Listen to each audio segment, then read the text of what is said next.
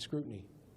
But that scrutiny in many ways was misplaced because there was not a day the people in this office didn't go to sleep thinking about this case, and it wasn't a day where the first thing on our minds is getting to the truth in this case.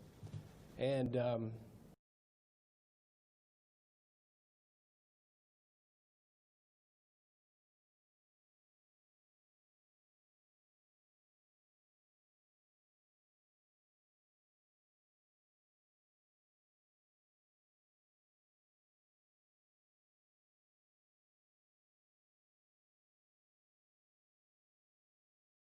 scrutiny in many ways was misplaced because there was not a day the people in this office didn't go to sleep thinking about this case, and it wasn't a day where the first thing on our minds is getting to the truth in this case.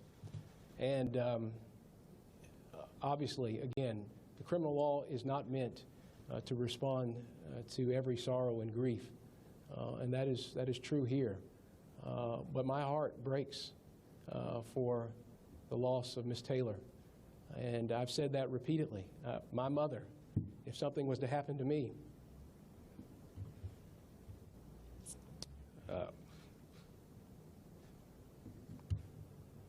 would find it very hard. And I've seen that pain on Ms. Palmer's face. I've seen that pain in the community.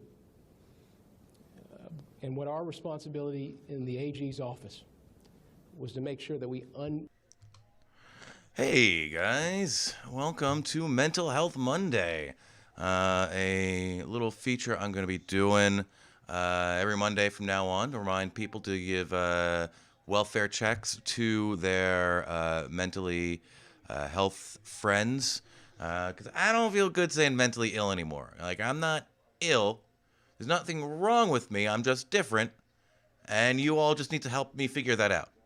Well, I'm figuring that out because you guys don't know what the hell to do about it, but that's okay. Yeah, I'm going to interrupt that because shit's going down in Portland. Like, they weren't doing nothing, and cops are just being... So I'm going to bring this up real quick to the protest stream. Going to bring this over here, be a little bit prepared. That's a group. I don't want a group. I want that. I want the video. Oh, yeah. No, it's nut bars in Portland.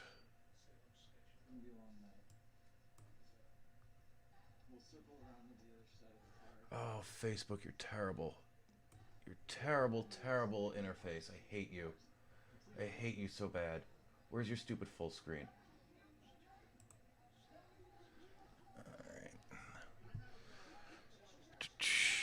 All right, bring it back over.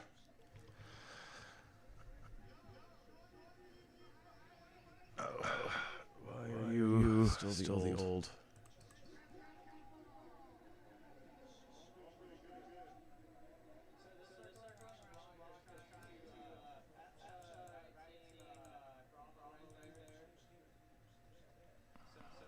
I mean, it's showing on the camera, right?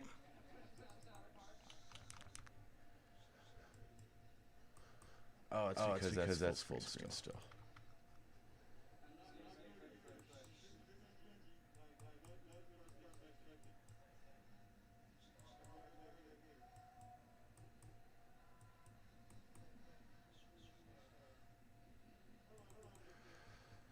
All right. No.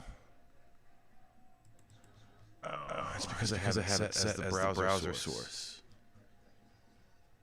Right. Oh, yeah, it's window capture properties.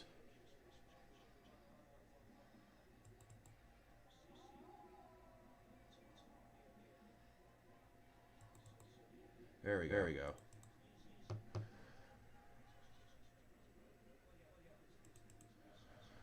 Here we go. I set this up differently. So yeah, let's do mental health talk and watch Portland. It's been a rough month already. I've been going through a lot of changes over this COVID. and yeah, growth is happening, but fuck, man, being mentally ill and all by yourself, and having everything depend on slowly being, leaving. Oh, this is like really bad lag. Why is that? Let me go look at this other camera real quick. That's gonna bother me every time I see it. I'm sure it's bothering anyone else who's gonna maybe watch this. We have bad lag here. Yeah, I just got really fucking bad lag right now. Hold on.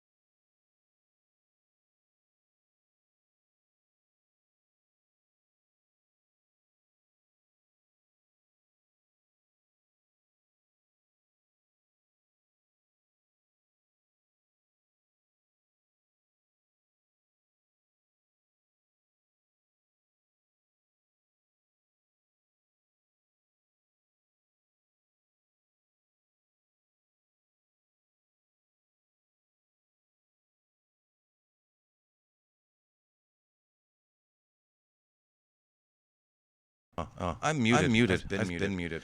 All right, so this is why we do Mental Health Monday. If you have mental health problems and you're isolated, it's really hard to keep everything together. Like work, social life, balance. All of that is like super important for us. Anyone with any kind of mental health issue, all of that structure in your life, helps you build and maintain your reality. And when that doesn't stick around, you kind of start going in a free fall, and it's hard to maintain stuff. Ooh, no, okay, just them marching. Or is this? Are they in? I think they're in Eugene, Oregon. I don't think this is Portland. Let me go back to the. I'm gonna go back to woke.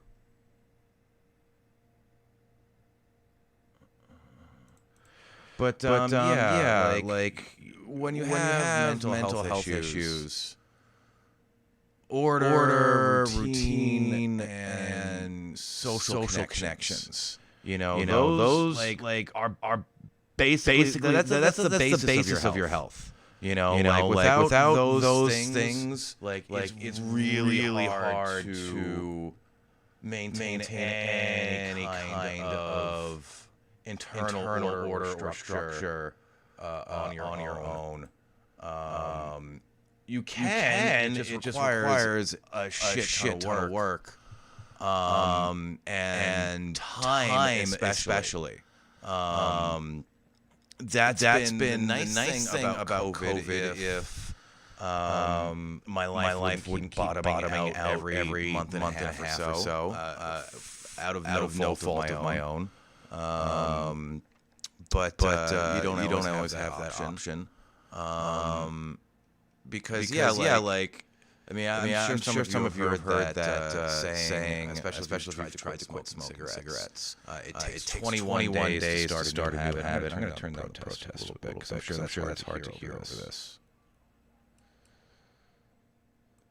But it takes. Oh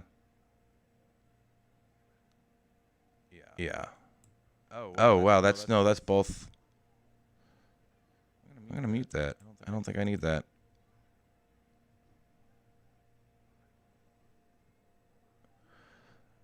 I don't think it's capturing the protest stream at all. I thought that was supposed to be audio output capture. I'll have to ask one of the audio boys how that works. We'll figure that out. But yeah, if you've heard it, it takes 21 days to establish like a new routine. Like when you want to quit smoking, if you quit for 3 weeks, then like you've got a new routine built up.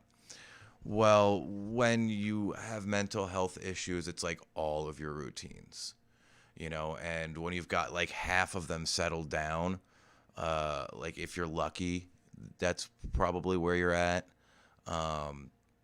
But yeah, it would have been nice to have like 6 months to just like have like a calm, steady, take care of yourself time.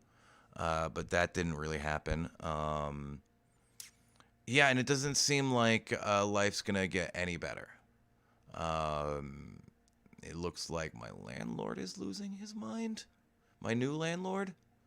And yeah, until I find a well-paying enough job, there's no way I'm going to find another apartment on the like up and up. So that's like a good stressor to have when you're trying to, keep your mental health in check. But it's why it's important to, again, like I'm going to keep stressing, like have these social networks. And if anyone wants to throw in a comment so I can see if this comment moderation is actually working, that would be sweet. But and also like this Mental Health Mondays, feel free to like ask questions. Like if you're like, I'm going to figure out a way to do call-ins with Google Voice and like anonymize people's voices. So if you have like something that you want to get off your chest, or,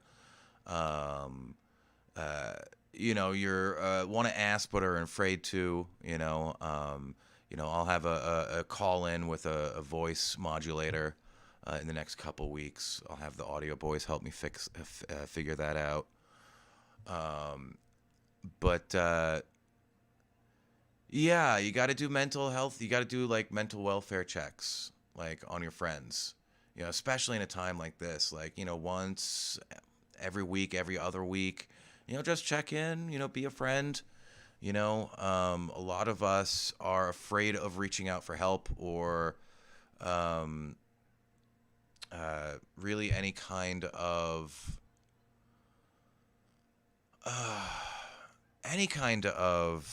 interaction can be really hard for us to ask for. It's especially if you're someone like me who's got bipolar type 2, which is a depressive disorder, and ADHD, which, if you're in any way familiar with object permanence, for someone with ADHD, as soon as something's like not there, it's like gone. Like a kid or a dog. Which is why most things I have to keep organized, I have to keep literally in front of me. But like I don't have anyone checking in on me. I haven't had anyone checking in on me all this 6 months. My wife left me. I alienated myself from most of my friends, even before I started becoming like really politically radical, all out and about. And that's been really, a real big struggle. Not like the purposeful like isolation. Like there's like I alienated myself from people in a very purposeful way later on, and I understand that. But that feeling of not having anyone to count on, or even know what you're going through right now, just someone knowing your story kind of makes it easier to go through. Man, it's a lot of fucking cops in Portland. Yeah, Eugene is being nice and chill, but fuck yeah, man, Portland. And they've been really chill in Portland as far as like the protesters, except for the Molotov cocktail on Friday. But like one of my recent struggles, especially with the divorce, is like, and it was before that too. I've just been having struggles with the types of relationships that I seek and maintain, and what's helpful and what's not helpful to me.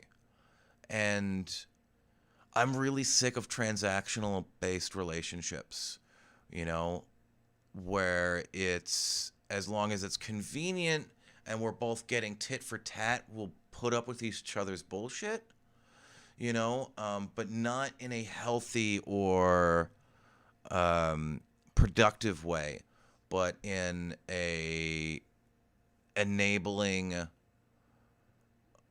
codependent almost way is what I've seen from a lot of people, romantically and otherwise. I'm talking all my relationships. I'm basically at the point where unless you're a radical like me and you have this theory of human relations that is far beyond transactional relationships.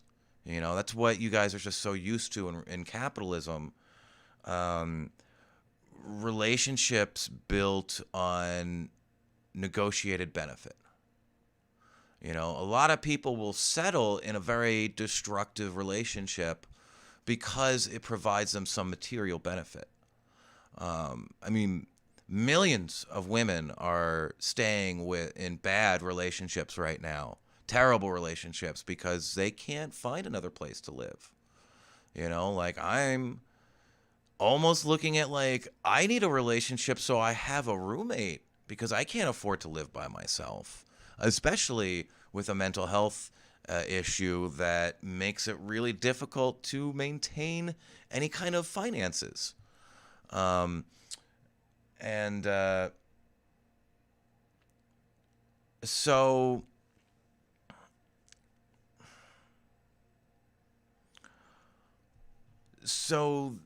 I don't want to deal with anybody anymore. Like, I love people. Like, I'm not a misanthrope. I'm not a people hater. People scare me. People make me nervous. Especially when I get close to them.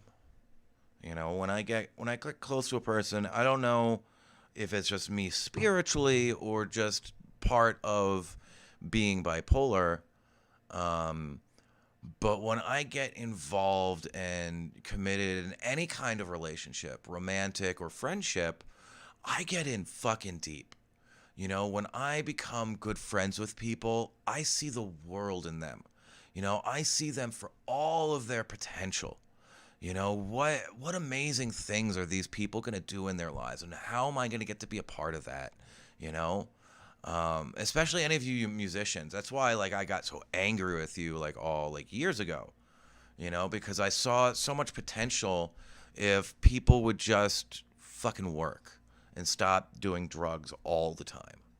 And some of you are getting better at that, and that's good, and you're taking better care of yourselves and learning how to act as a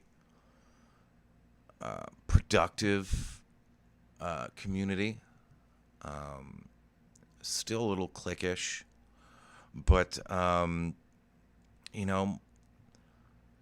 the people that I didn't piss off that ended up being radicals are also the people that I happen to be able to really emotionally connect with, because it just so happens that calling bullshit on every facet of an institution of daily life seems to have that effect of opening you up to everything and everyone.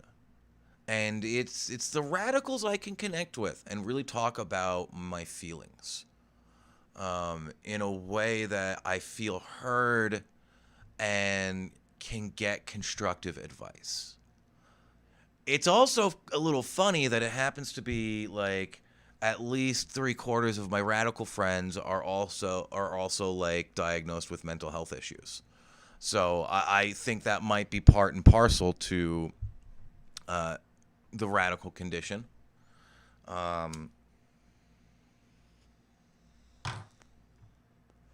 But try to take care of mental health in this time when the order that we rely on and the predictability that we rely on, especially as people with mental health issues, constantly disintegrating, like we're going to need to make a conscious effort to take better care of each other. Like I don't know my landlord well enough to be able to help him with his clear nervous breakdown. Like he bought like a huge military truck that's the size of a fucking a garbage truck, and it's as loud as a garbage truck, and he's driving that around as his fucking daily driver in tiny ass downtown Phoenix streets, and like got into a huge fight with my neighbors over like a sudden after hours party he decided to have without telling anyone. Very unhinged, and like, I get it. He's going through grief right now, and the world seems like a very unsafe place, but this guy's got no friends, no real family, and yeah, he's just losing his fucking mind. And like all these people that are losing their minds, it's mental health, It's the identity issues that we all have because capitalism robbed us of our natural identities that form from just communal living in general, and especially the more I'm going to say peasant-oriented tribal ways of living, because before the 1400s, everyone had a house. Before capitalism, in feudalism, everybody had a house. If you lived in mud, it was because you chose to. Most things were common land. There weren't any homeless people, houseless people.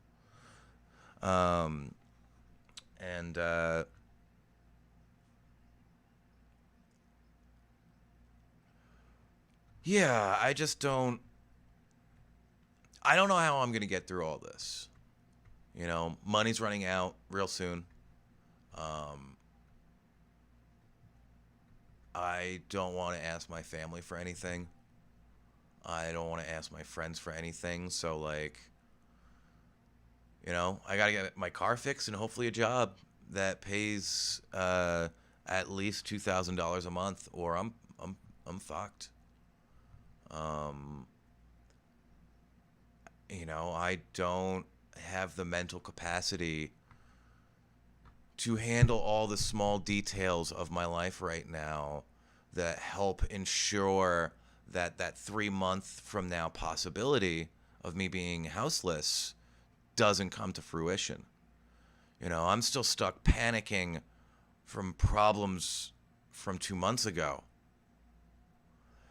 And then processing grief from the loss of my marriage, and the loss of my friends, and the relationship with my family, because they could not at all support me in the loss of my marriage, and just emotionally, just fucking call me. Don't put the burden on me to call you when I need you for help and just someone to talk to. When I'm in bed all day because I'm so grief-stricken, I'm not going to fucking remember to call you when you get off work. And then when I'm pissed because you don't get back to me ever, and then you guilt me for forgetting my mom's birthday, and then not accepting the fact that you could have helped me by just getting me a plane ticket to Europe for Christmas, and that would have made my situation a lot better. It's not guaranteeing anything, but it would have definitely fucking helped, and you didn't even consider it. You know, the issues with my family has been like really troubling all my adult life, because when I was a kid, even as a pain in the ass teenager, they used to give me the benefit of the doubt. They always stuck up for me. And that's why I've stuck by them all these years, is that they gave me the benefit of the doubt all the time when, like, school and teachers and these institutions were just hassling me for being me. And people were bullying on me. Like, my parents were always there to step up and defend me. But as soon as I became an adult and my mistakes had real consequences, even if they were tiny mistakes. I mean, there were some mistakes I made that were like super fucked up, bad, like, what the fuck were you thinking? And you're lucky we're helping you, and very thankfully. But, especially in the last 7 years since I turned 30 and like really started turning my life around, everything's my fucking fault. I never get the benefit of the doubt, like I did everything right and shit still all fell apart. Like, my dad told me, like, probably around the same time I asked him for the plane ticket, like, what about, like, when your wife finds out how much of an asshole you are? Like, and is she going to want to divorce you? Like, getting divorced now, it's not because I was an asshole.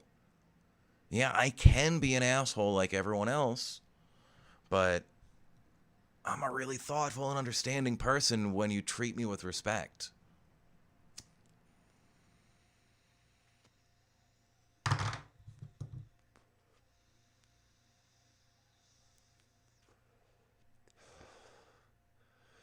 So, like, I just don't know if I'll ever really be able to have a real human connection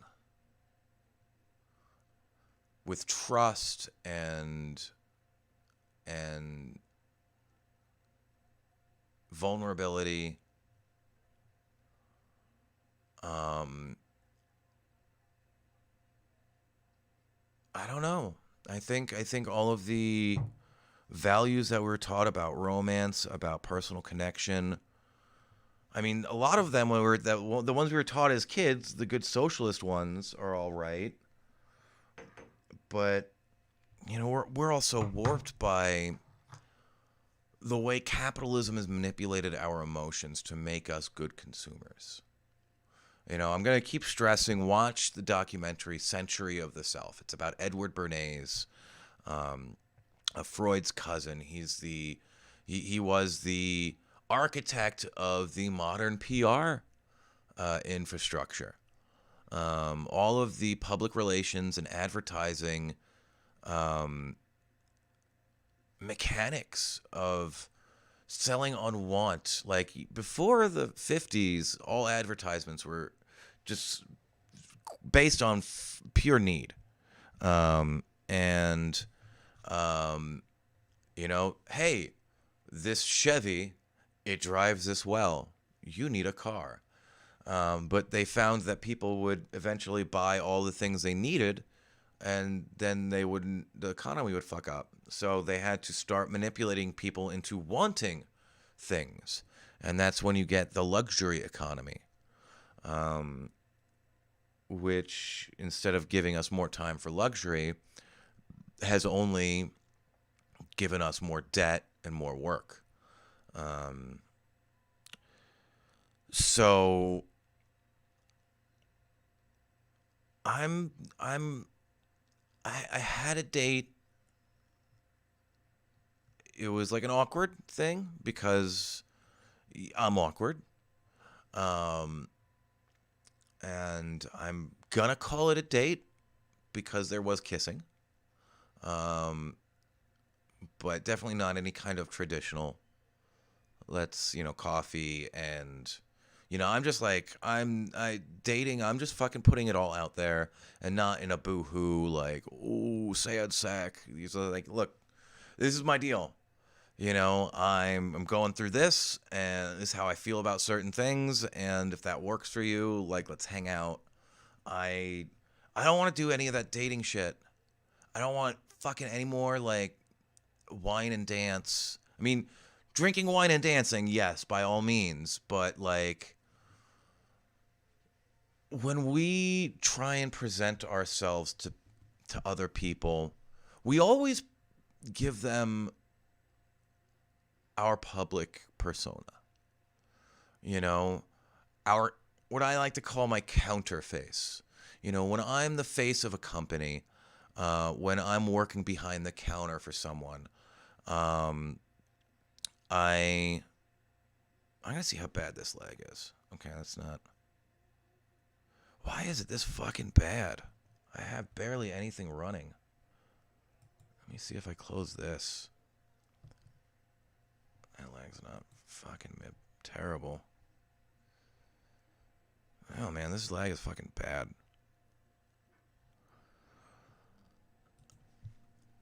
Well, I don't have any script for this one. I'm just rambling. So, which is evident by no one watching currently.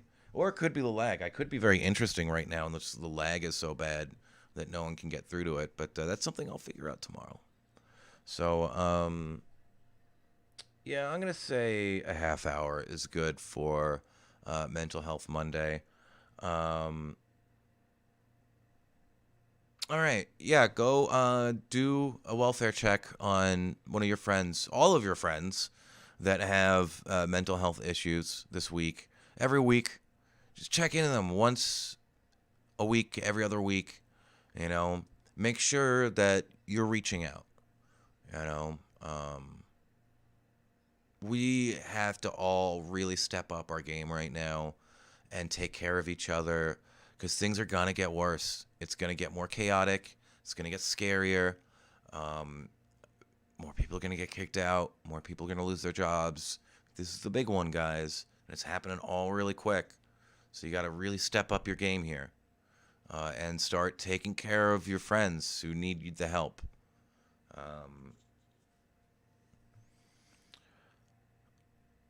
Yeah. So thanks, guys, for hanging out, watching. Make sure you share, like, subscribe, all of those other things. And just to remind you, our Sunday shows are now at 6 p.m., 1800 hours, Arizona Mountain Standard Time. So make sure you set your budding radical clock to that time. Yeah, we'll be bringing you more streams and some starting to do some produced videos here in the future for you. So thanks for hanging out, and I will see you guys next time. We can't bust heads like we used to, but we have our ways. One trick is to tell them stories that don't go anywhere.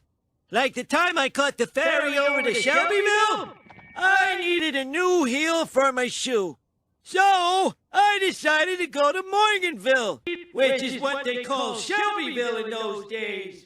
So I tied an onion to my belt, which was the style at the time. Now, to take the ferry cost a nickel.